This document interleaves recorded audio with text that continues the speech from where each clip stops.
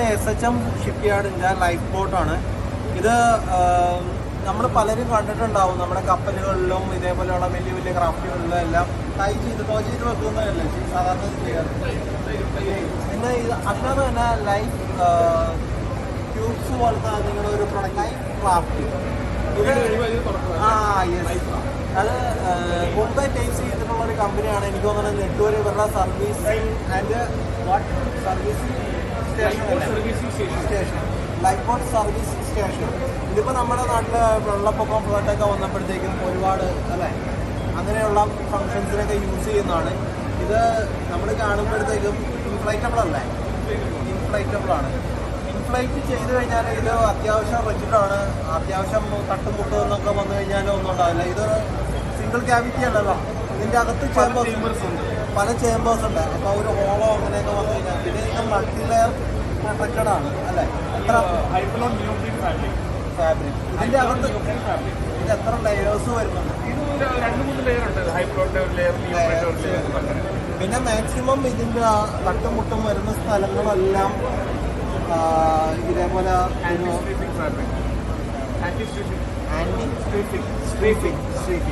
Anti സ്ട്രീഫിംഗ് fabric എന്നാണ് പറയുന്നത്. ഇങ്ങനെയുള്ള സ്ഥലങ്ങളൊക്കെ ടച്ച് ചെയ്ത് കഴിഞ്ഞാലും പെട്ടെന്ന് ഡാമേജോ കാര്യങ്ങളോ ഒന്നും വരുന്നില്ല.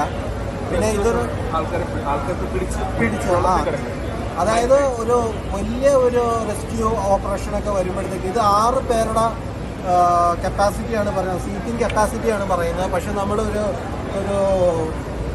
ഒരു ഫ്ലഡോ അങ്ങനെയുള്ള ഒരു സമയമൊക്കെ കാണുമ്പോൾ നിങ്ങൾക്ക് അറിയാം ഇതിനെ ബേസ് ചെയ്ത് ചിലപ്പോൾ 50 പേരോ അത്രയും പേർക്ക് പോലെ സപ്പോർട്ട് ചെയ്യാൻ പറ്റും. അല്ല ഇത് ഹോൾഡ് ചെയ്ത് കിടക്കാൻ പറ്റില്ല, ഒഴുകി പോവാതെ ഹോൾഡ് ചെയ്യാം. അതാണ് ഇതിൻ്റെ പർപ്പസ്. പിന്നെ ഒരു എക്സ്ട്രീം വെതർ, എക്സ്ട്രീം സിറ്റുവേഷൻ ഇതിനൊക്കെ ഹാൻഡിൽ ചെയ്യാനും ഈസി ടു ട്രാൻസ്പോർട്ട് അതെല്ലാം മെയിനായിട്ട് ഇതിൻ്റെ അത് പറയണം. അങ്ങനെയുള്ള കാര്യങ്ങൾക്കാണ് ഇത് കൂടുതൽ യൂസ് ചെയ്യുന്നത്. Purely based on rescue. ഇവരുടെ പ്രൊഡക്ട്സ് എന്ന് പറഞ്ഞു കഴിഞ്ഞാൽ എല്ലാം നീഡ്ഫുൾ ആയിട്ടുള്ള ഒരു എമർജൻസി സിറ്റുവേഷനിൽ ആവശ്യമുള്ള സാധനങ്ങൾ ചെയ്തിരിക്കുന്നത് കൂടുതലും നേരത്തെ ഡിഫൻസിന് വേണ്ടിയിട്ടും പിന്നെ റെസ്ക്യൂസിന് വേണ്ടിയിട്ടൊക്കെ ആയിരുന്നു. ഒരു പബ്ലിക് സെക്ടറിലേക്ക് നിന്ന് മാറി ഇപ്പം ഒരു പേഴ്സണൽ യൂസേജിനുള്ള റാഫ്റ്റുകളിലേക്കൊക്കെ ഇപ്പോഴാണ് വന്നത് അല്ലേ, അടുത്ത കാലത്താണ്. കാരണം അതിനു മുമ്പൊക്കെ ഇവർ ചെയ്തിരുന്നത് ഇത് പലതും കണ്ടു കഴിഞ്ഞാൽ അറിയാം. നേവിക്ക് വേണ്ടിയിട്ടും അല്ലാതെ ബോർഡർ സെക്യൂരിറ്റി ഫോഴ്സിന് വേണ്ടിയിട്ടും ഒക്കെ ചെയ്തേക്കുന്ന പല റാഫ്റ്റുകളായിരുന്നു അവിടെയൊക്കെ കാണാം. അതായത് ഇന്ത്യയിലെ first private manufactured bullet proof medium craft ഡിഫൻസിന് യൂസ് ചെയ്യുന്നു. ഇതിപ്പോൾ എന്തുകൊണ്ട് നിങ്ങളെ പരിചയപ്പെടുത്തുമോ എന്ന് പറയുന്നത് എന്തായാലും പ്രവർത്തന പരിചയവും വലിയ ഒരു എന്താ പറയുക വലിയ റാഫ്റ്റുകൾ നിർമ്മിച്ചിട്ടുള്ള പരിചയമുള്ള ഒരു കമ്പനിയാണ്. അതുകൊണ്ടാണ് ഞാൻ നിങ്ങളെ പരിചയപ്പെടുത്തുന്നത്. നമ്മുടെ മേഖലയായിട്ട് റീക്രിയേഷണൽ പർപ്പസുമായിട്ട് ബന്ധപ്പെടുന്ന അധിക സാധനങ്ങളൊന്നും ഇവർ ചെയ്യുന്നില്ല. എല്ലാം majorly safety and this type of course. Thank you sir. ശരിക്കും എൻ്റെ റീക്രിയേഷണൽ പർപ്പസാണ്. റീക്രിയേഷൻ ഉണ്ട്, പക്ഷേ ഞാനിപ്പോൾ ലോഞ്ച് ചെയ്തിട്ടുണ്ട്. വേണമെങ്കിൽ നിങ്ങളൊരു റൈഡ് എടുത്തിട്ട് വന്നു. ഫിഷിംഗ് പർപ്പസിന് വേണ്ടിയിട്ടാണ്. അല്ല, ഇത് you can use it as a sports fisher, but majorly it is for speed freaks. ഇത്രയും എക്യുപ്മെന്റ്സ് ഉണ്ട്. എത്ര HP വരെ സപ്പോർട്ട് ചെയ്യുന്ന? 250 knots per 824 knots per. It's right there on the water right now. You can go take a test ride.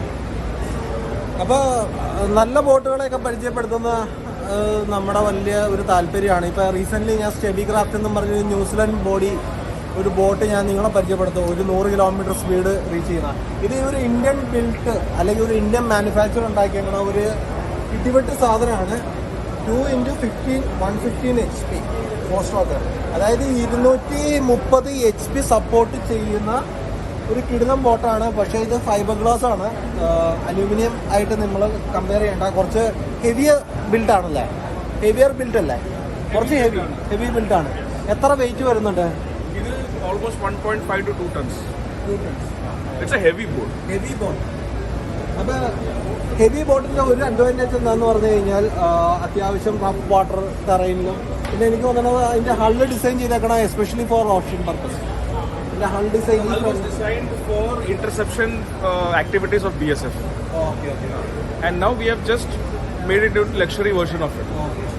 അപ്പൊ ഇതിനെ ശരിക്കും പറഞ്ഞു കഴിഞ്ഞാൽ വേറൊരു സ്പെക്കിലേക്ക് ഇവർ മാറ്റി കുറച്ചും കൂടി റീക്രിയേഷണൽ പർപ്പസിലേക്ക് ഇതിനെ കസ്റ്റമൈസ് ചെയ്തെടുത്തേക്കാണ്.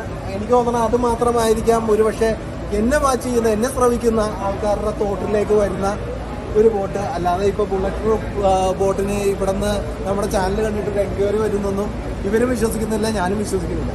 പക്ഷേ ഇത് കൺസിഡർ ചെയ്യാവുന്ന ഒരു ഹെവി ബിൽഡാണ്. Okay, thank you so much.